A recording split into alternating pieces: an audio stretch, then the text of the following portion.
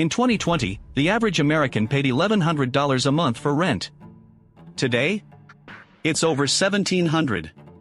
That is a 54% increase in 4 years. Your salary probably did not go up 54%. Your grocery bill did not either. So how did this happen? And more importantly, who actually did this to you? Because here's what nobody in the mainstream media wants to say out loud: this was not an accident. This was a system working exactly as designed. Today we're breaking it all down. The timeline. The players. The receipts. This is American Receipts. Let's start with the numbers so you understand the scale of what happened. In January 2020, median rent in the United States was $1,095 per month, according to Zillow data. By January 2022, it had jumped to $1,500, a 37% increase in just 2 years. By 2023, it hit $1,700 nationwide. In cities like New York, San Francisco, Boston, and Austin, it was double that. But here is what makes this even more insane. The federal poverty line for a single person is about $15,000 a year. That is $1,250 a month. Median rent across America is now higher than the entire federal poverty line. Let that sink in. The old rule of thumb says you should not spend more than 30% of your income on rent. But according to a 2023 Harvard study, 50% of American renters are now what economists call cost-burdened. They spend more than 30% of their income just on housing. And 25%, 1 in 4 renters, are spending more than half of everything they earn just on rent. That is not a housing market. That is a crisis. So how did we get here? Let's go back to 2020. When COVID hit, something unexpected happened. Instead of a housing crash like many economists predicted, the housing market went completely insane. Why? 3 reasons. First, interest rates. The Federal Reserve dropped interest rates to basically zero.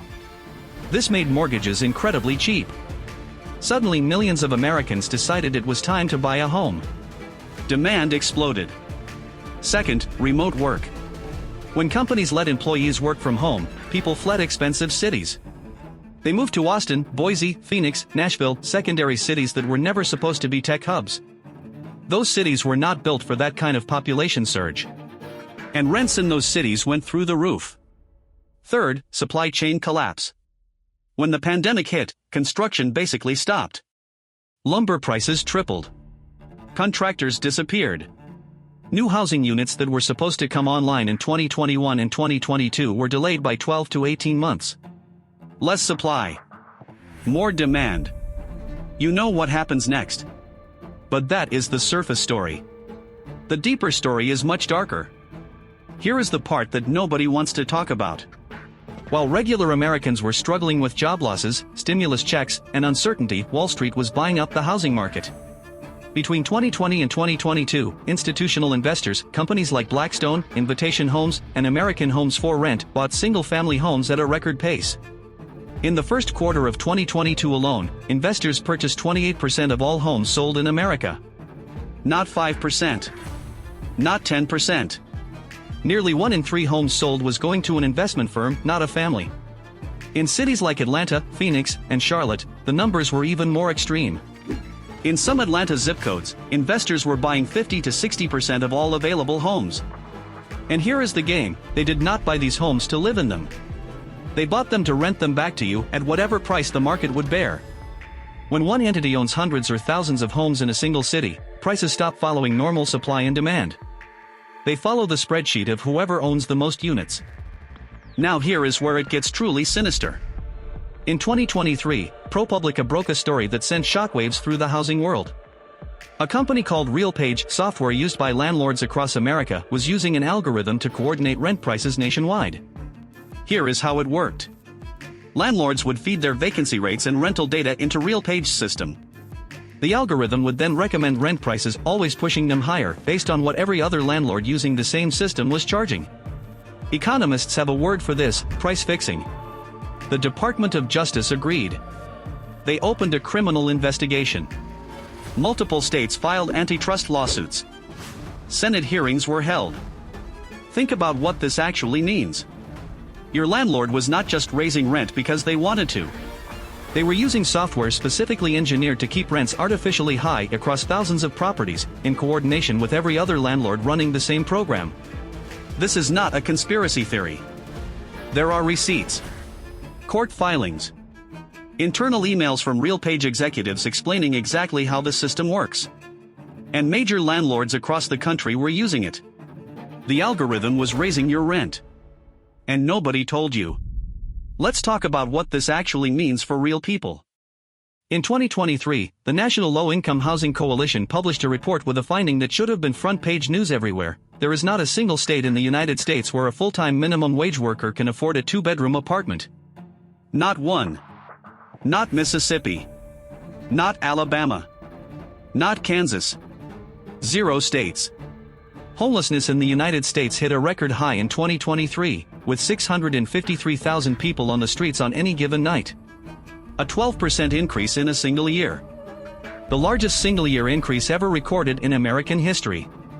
Generation Z is now the first generation in American history that is less likely to own a home than their parents were at the same age. The homeownership rate for adults under 35 has collapsed. And while all of this is happening, while real Americans are being priced out of their own cities, forced out of the neighborhoods where they grew up, living with 3 roommates in their 30s just to make rent, Blackstone reported record profits in 2022. Invitation Homes paid its CEO $12 million in total compensation last year. The receipts do not lie. So where does this leave us today? Rents have started to cool in some markets. But before you celebrate, here is why. They stabilized because so many Americans simply cannot pay more. Their bank accounts hit zero. That is not a market correction. That is a ceiling set by human suffering. The RealPage lawsuits are moving slowly through the courts. Some cities have passed rent control. New York, Los Angeles, San Francisco.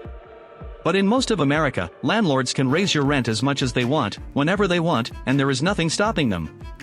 More housing units are coming online in 2024 and 2025 that should help ease prices in some cities. But new construction is not affordable construction. Developers build luxury apartments because that is where the margin is.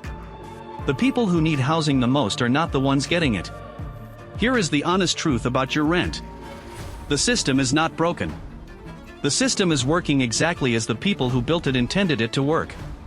Low interest rates created the demand spike. Remote work created the geographic surge. Supply chain collapse reduced the inventory. Institutional investors bought what was left. An algorithm coordinated the price increases. And the human beings who just needed somewhere to live got the bill. That is the story of your rent. That is who is responsible. And those are the receipts. If you want to understand what is actually happening in America, subscribe. We put out new videos every Monday, Wednesday, and Friday. Because this is just the beginning.